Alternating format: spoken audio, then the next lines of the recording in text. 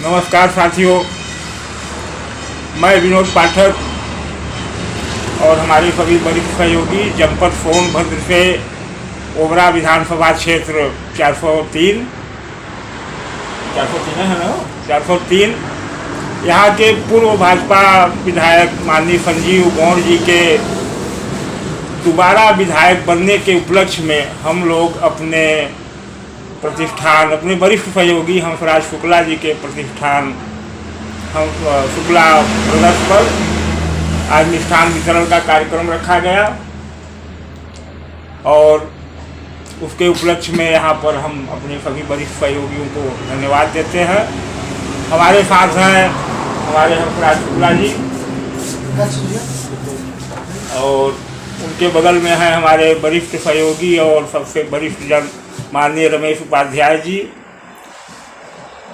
बगल में है राजेश अग्रहरी जी, बगल में है हमारे ब्रांच के मैनेजर साहब।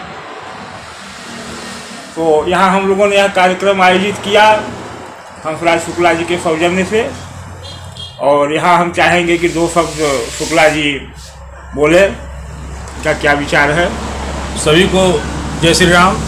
मैं हंसराज शुक्ला, नगर कारोबार राष्ट्रीय स्वयंसेवक संघ चौपन नगर का, बड़े ही हर्ष के साथ ये आप सभी को अवगत करा रहे हैं कि हम लोगों ने भारतीय जनता पार्टी ने क्लीन स्वीप करते हुए उत्तर प्रदेश में आज फिर से मुख्यमंत्री यशस्वी श्री योगी आदित्यनाथ जी के नेतृत्व में सरकार बनाने जा रही है।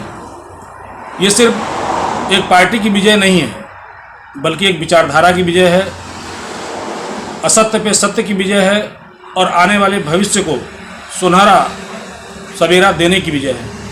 क्योंकि जिस प्रकार से हम लोगों ने देखा कि सारी पार्टियां मिलकर के सिर्फ सत्ता के लोभ में वो सत्ता में आना चाहती थी, केन प्रकार ने साम दन भेद से किसी प्रकार से उन्हें सत्ता चाहिए। सत्ता के माध्यम से जो ध्रुवीकरण की राजनीति हो रही थी, जो लव जिहाद का सिलसिला चल रहा था, जिस प्रकार से हिंदुओं का अपमान हो रहा था, हिंदुओं के बहन बेटियों को घर से बाहर निकलना मुश्किल हो रहा था, ऐसे में जीना मुश्किल हो रहा था। ऐसे में भारतीय जनता पार्टी एक विकल्प के रूप में हम लोगों को समझ में आ रही थी, जिसे हम लोग राष्ट्रीय स्तर की पार्टी समझते हैं और उन्होंने अपने कर्तव्यों से, कार्यों से हमारी भावनाओं पर खरा भी उतरा।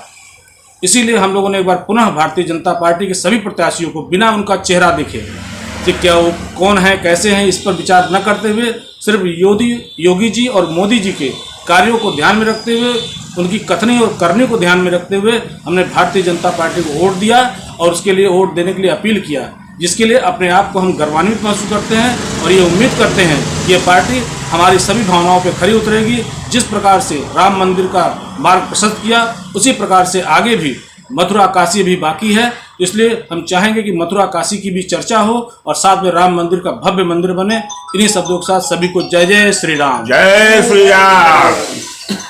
तो जैसा कि आप लोगों ने देखा कि हमारे वरिष्ठ सहयोगी और संघ के नगर कार्यवाहक हंसराज शुक्ला जी ने अपना विचार रखा।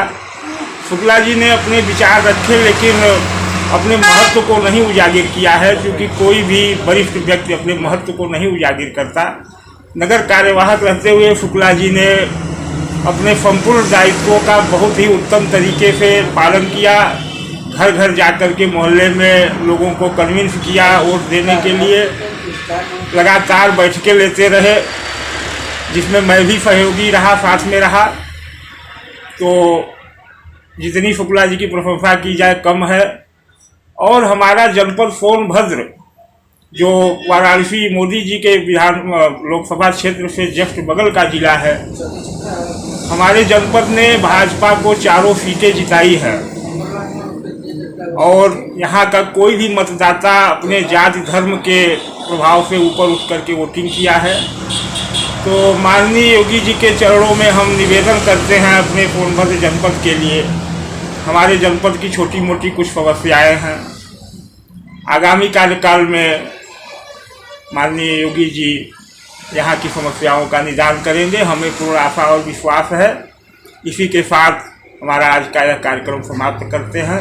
जय हिंद, जय भारत।